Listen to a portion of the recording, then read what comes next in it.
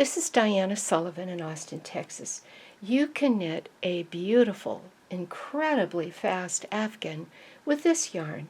It's Yarnspirations Bernat Casa. And this is on a bulky machine, a 9mm. I'm using every other needle, and I'm being very careful because this is quite a thick yarn. Let me show you what the finished Afghan will look like. Here's a quick glimpse of a finished Afghan using this yarn.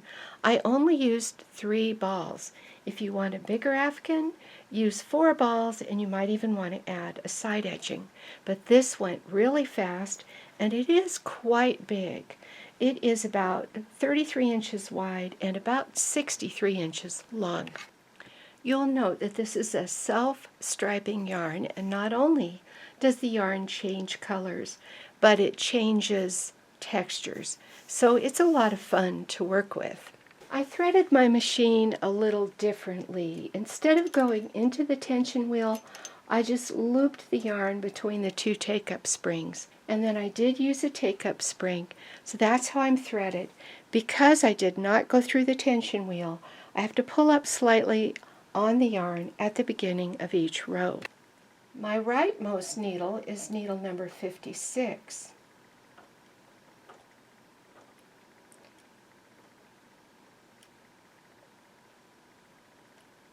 I'm not doing a hem or anything. I'm just going to let this velvet at the very edge roll a little bit.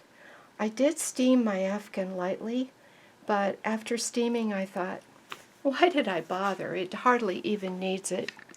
And now I simply knit. I'm taking my time. It's always a little harder for the machine to go through the E-wrap row.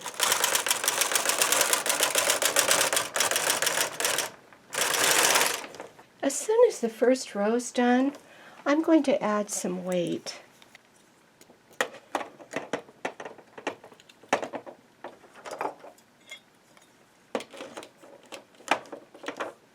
At the end of each row, as I start back, I have to pull up on the yarn a little because my take-up springs can't do as good of a job as they usually do with the way that I have it threaded. But that's the only special thing I've had to do to knit this yarn on this machine.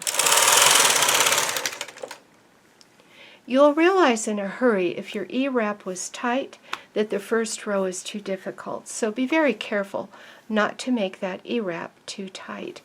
And I just pull up my yarn and knit back. And the yarn constantly changes. It's now gone into a bumpy yarn that is a kind of a lighter, greener color.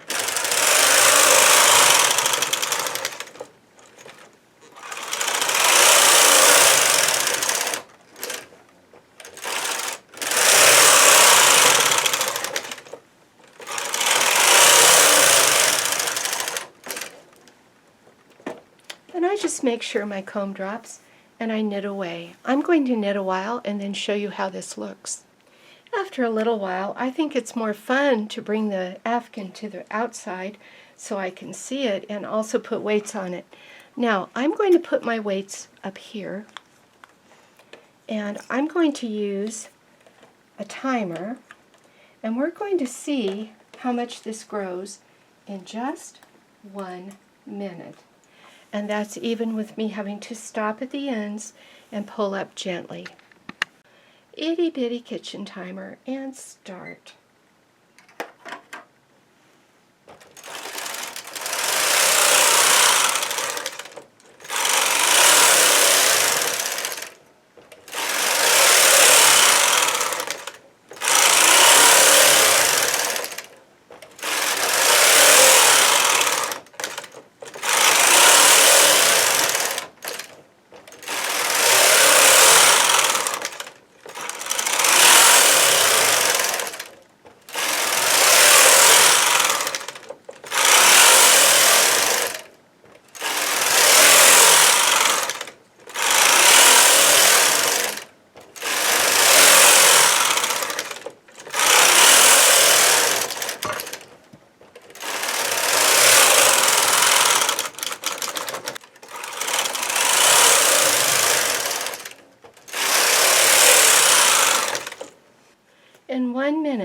knitted this far on the machine, 17 rows, and that is almost 1,000 stitches.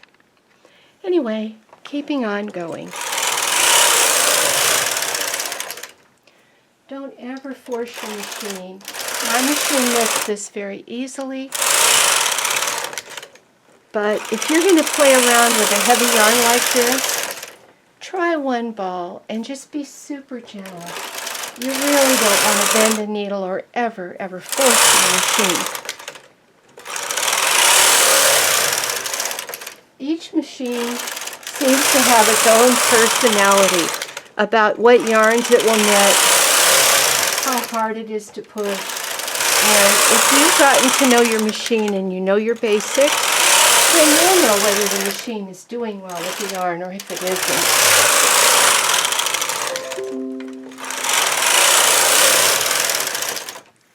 I'm almost out of yarn, so I have to stop. This is 3 balls of the yarn. It's kind of an expensive yarn, about $12 a ball. But when you only need 3 balls for a good size Afghan, that's not bad at all, and it's so beautiful. Here's what I have. I pulled it out to give you a sense of the length. It goes to the floor and back up. And what I need to do now is a needle bind off. I am using a backstitch bind off for this so that it is stretchy. We really need the stretch on this. After looking over what yarn is left carefully, I've decided I can do one more row and then I'll still have enough for my bind off.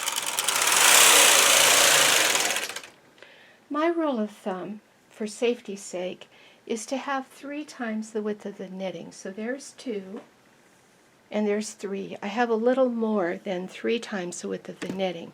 I'm going to use one of my big plastic needles for this. It's pink, and I think that'll make it easier for you to see. And I'm threading so that I have less pulling and pulling and pulling on this long thing. I'm putting a long tail, and then I'll adjust that as I work.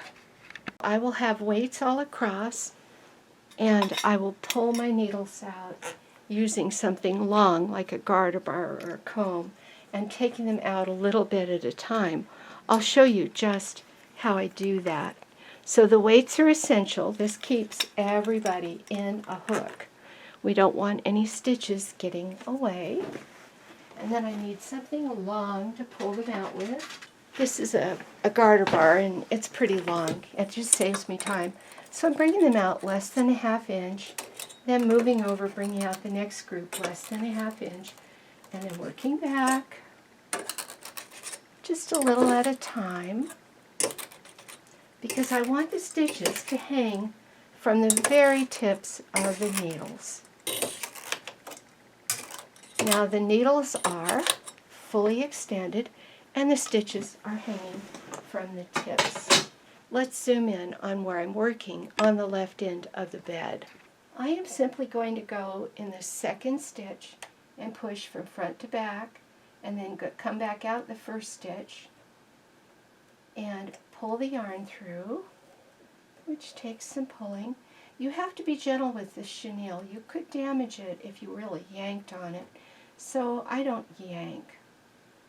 And every other needle setup, I can put a finger between the needles and push down to make it easier for me to find the opening. So I went into and came out 1, and then I went in number 3 and came out number 2. So each time I go forward by 1 and come out the one before it. Being careful to get in the middle of that fuzzy, who can tell what we've got sort of stitch. And then I go forward 1, go from front to back,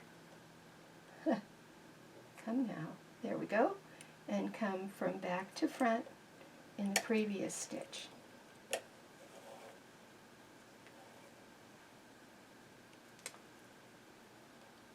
Now this may seem tedious to you, but after a minute or two, I kind of get the hang of feeling my way into the center of these stitches.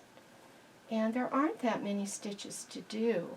I've got 55 or 56 needles total across the bed because I'm on every other needle. A little bit more information about this yarn. I purchased this from somebody who loves to hand knit with it, but I didn't like hand knitting with it. I found that it took a big hand knitting needle, and the big hand knitting needles didn't feel good to me. I think I was using a 10.5 or an 11. And I also have gotten so used to, even though I do hand knit and recently finished a sweater, I've gotten so used to the speed and accuracy of the machine.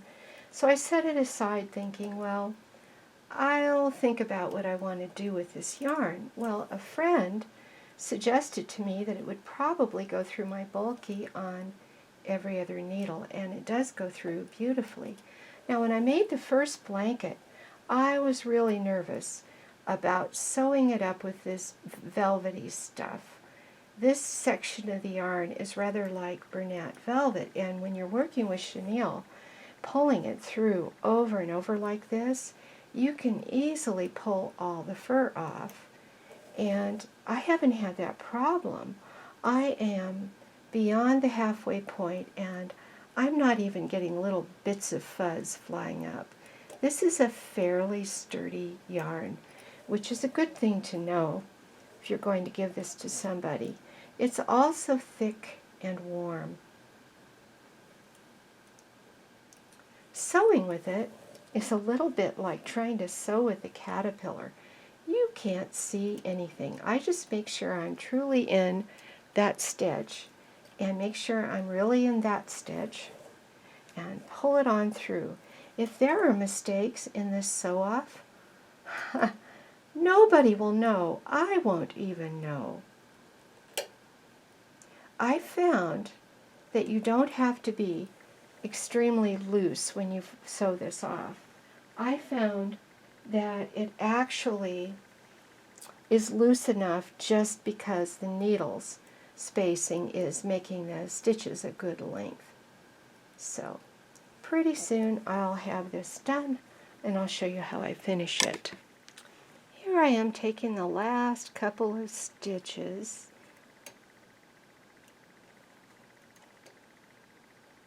This one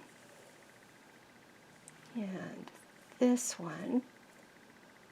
I'm still going to have an end to hide, but I just take my weights off and I simply lift the Afghan right off the needles. Of course, it's not a good idea to leave these needles fully extended, so I'm going to push all the needles back.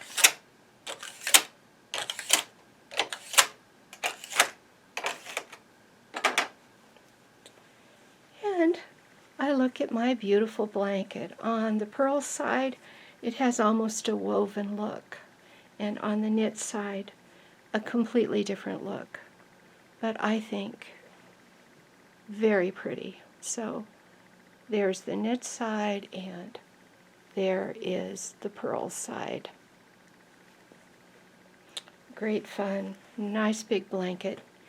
And I knitted 2 blankets in one day, and I still have time to go cook supper. If you enjoyed this content, be sure and click on subscribe. Having subscribers and clicks and likes and lots of views really helps me get my videos out there so more people can see why we enjoy machine knitting so very much.